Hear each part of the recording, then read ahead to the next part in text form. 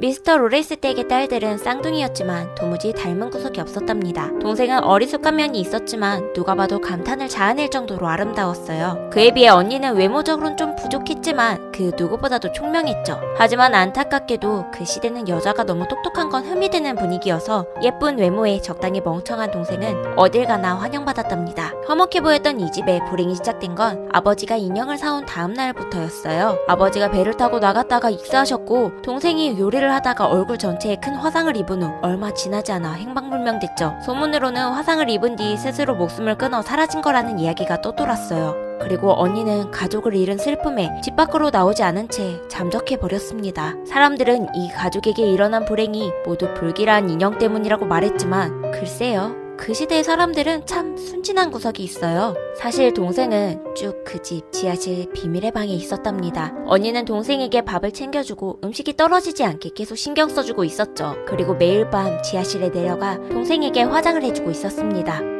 언니, 나 왜 화장해야 돼? 밖에 나가지도 않는데. 어리석은 동생의 질문에 언니가 입을 열었습니다. 네가 이뻐질까봐.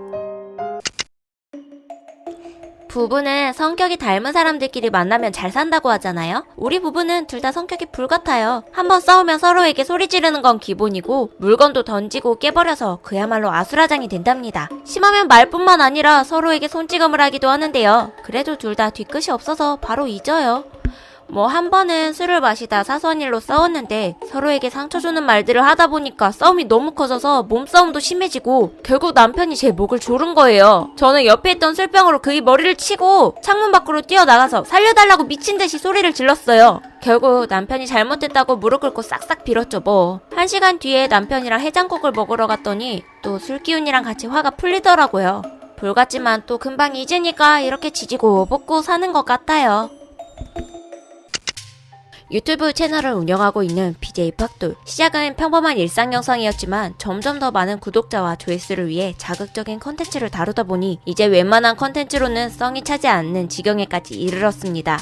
그날도 평소와 다름없이 SNS에서 소재를 찾고 있었는데요.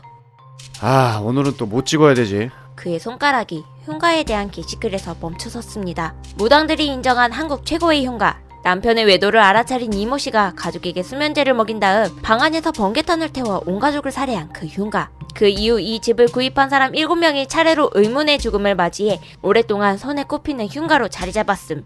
집 앞에서 네 남편 바람났다며 라고 소리를 지르면 그 사람을 죽을 때까지 따라다닌다는 소문이 돌고 있음. 오, 이거야! 썸네일각 나오네! 가족을 죽인 살인마에게 외쳐봤습니다. 네 남편 바람났다며! 와, 완전 조회수 폭발이다. 대박을 예감한 BJ 빡돌은 사전조사를 위해 흉가로 향했습니다. 하지만 한참 동안 사진을 찍어봐도 귀신은커녕 개미 한 마리 보이지 않았죠. 뭐야, 최고의 흉가라며. 에이씨, 야! 네 남편 바람났다며! 뭐야, 진짜 아무것도 없는 거야? SNS 믿을 게 못 된다니까. 진영이 불러서 주작이라도 해야 하나. BJ 빡돌은 주작할 동선을 생각하기 위해 처음보다 더 열심히 사진을 찍기 시작했습니다. 그리고 집으로 돌아와서 때까지 찍은 사진들을 살펴보았죠. 오! 귀신이다! 오! 찍혔어! 어두운 구석을 찍은 사진에 흐릿하게 어떤 여자가 찍혀 있었습니다. 와, 미친! 이거 실화야! 야, 자세히 봐야겠어.